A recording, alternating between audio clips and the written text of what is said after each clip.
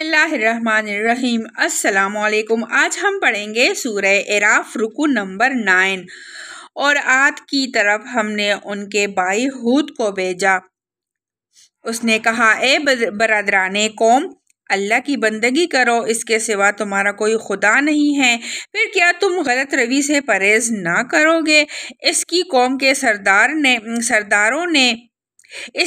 کے سرداروں نے جو اس کے بات ماننے سے انکار کر رہے تھے، جواب میں کہا، ہم تو تمہیں بے عقلی میں مبتلا سمجھتے ہیں اور ہمیں گمان ہے کہ تم جھوٹے ہو۔ اس نے کہا، اے برادران قوم، میں بے عقلی میں مبتلا نہیں ہوں، بلکہ میں رب العالمین کا رسول ہوں، تم کو اپنے رب کے پیغامات پہنچاتا ہوں اور تمہارا ایسا خیر خواہ ہوں جس پر بھروسہ کیا جا سکتا ہے۔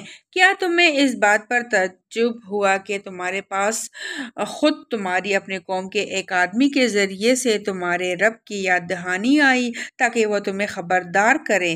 بھول نہ جاؤ کہ تمہارے رب نے نوح کی قوم کے بعد تم کو اس کا جانشین بنایا اور تمہیں خوب تنومند کیا، بس اللہ کی قدرت کی کرشموں کو یاد رکھو، امید ہے کہ فلاح پاؤ گے۔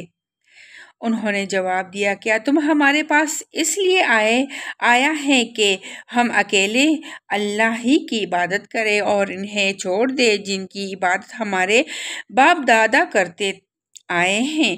اچھا تو لے آؤ وہ عذاب جس کی تو ہمیں دھمکی دیتا ہے، اگر تو سچا ہے۔ اس نے کہا، تمہارے رب کی پھٹکار تم پر پڑ گئی اور اس کا غضب ٹوٹ پڑا۔ کیا تم مجھ سے ان ناموں پر جھگڑتے ہو جو تم نے اور تمہارے باپ دادا نے رکھ لیے ہیں، جن کے لیے اللہ نے کوئی سند نازل نہیں کی ہے؟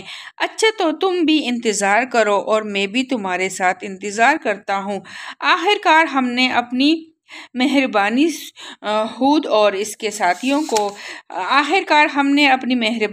ہود اور اس کے ساتھیوں کو بچا لیا اور ان لوگوں کی جڑ کاٹ دی جو ہمارے آیات کو جھٹلا چکے تھے اور ایمان لانے والے نہ تھے۔ اب اس کی تفسیر پڑھتے ہیں۔ اصل میں لفظ علیہ استعمال ہوا ہے جس کے معنی نعمتوں کے بھی ہیں اور کرشمہ قدرت کے بھی اور صفات حمیدہ کے بھی، یعنی تم کسی کو بارش کا اور کسی کو ہوا کا اور کسی کو دولت کا اور کسی کو بیماری کا رب کہتے ہو، حالانکہ ان میں سے کوئی بھی فی الحقیقت کسی چیز کا رب نہیں ہے۔ یہ سب محض نام ہیں جو تم نے رکھ لیے ہیں۔ جو ان کے لیے جھگڑتا ہے وہ دراصل چند ناموں کے لیے جھگڑتا ہے، نہ کہ کسی حقیقت کے لیے۔